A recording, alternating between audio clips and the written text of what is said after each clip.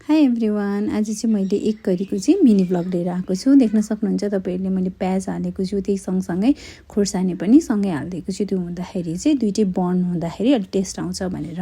अनि सँगसँगै मैले बोइल गरिसकेको आलुलाई चाहिँ यसै गरी चप गरिराखेको छु। अनि त्यो चप गरेको आलु चाहिँ अब यो रातो भइसक्यो नि, ब्राउन कलरको प्याज भइसकेपछि चाहिँ त्यसमा हामीले हालिदिन सकिन्छ। त्यो गर्दाखेरि चाहिँ प्याज पनि गनाउँदैन, टेस्ट पनि राम्रो आउँछ। अनि एकछिनसम्म चाहिँ तपाईँले त्यसलाई चलाइदिनु हैन, त्यसको कलर अलिअलि चेन्ज हुन्छ। अनि त्यसमा तपाईँले अरू के हाल्न सक्नुहुन्छ भन्दाखेरि मटर कोसा पनि हाल्न सकिन्छ, चना नि हाल्न सकिन्छ। मैले चाहिँ चना हालेर बनाएको छु।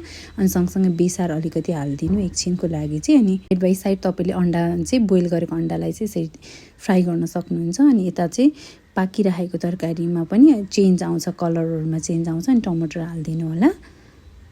टमाटर हालिसकेपछि एकछिन तपाईँले चलाउनु। अनि सँगसँगै तपाईँले पेस्ट बनाउनु भएको छ भने त्यो पेस्टहरू पनि हालिदिँदा हुन्छ। मैले चाहिँ अलिकति पेस्ट बनाएको छु, लसुनको पेस्ट। त्यो पेस्ट चाहिँ अब मैले राखिदिएको छु। अनि एकछिन चलाउनु त्यो पेस्ट राखिसकेपछि। अनि सँगै मसला पनि हालिदिनु, आफूलाई कस्तो मनपर्छ, कतिको टेस्ट मनपर्छ त्यही अनुसारको मसला नुनहरू हाल्न सक्नुहुन्छ तपाईँहरूले। अनि एकछिन चलाइदिनु होला। आज चाहिँ म माइत गएको थिएँ। मेरो भाइले चाहिँ एकदमै खान मन गरिरहेको थियो कि दिदी बनाउनु न भन्नुभएको थियो, त्यही भएर मैले बनाएको होस्। अब तपाईँले पानी हाल्न सक्नुहुन्छ त्यसमा। अलिकति एकछिन छोपेर निकालिसकेको उसमा चाहिँ पानी हालिदिनु। अनि सँगसँगै तपाईँले फ्राई गरेको अन्डा पनि त्यसमा राखिदिन सक्नुहुन्छ। अनि एकछिन छोपिदिनु होला। छोपिसकेपछि चाहिँ निकालेर चाहिँ धनियाँ हाल्नु, अलिअलि पानीहरू हाल्नु।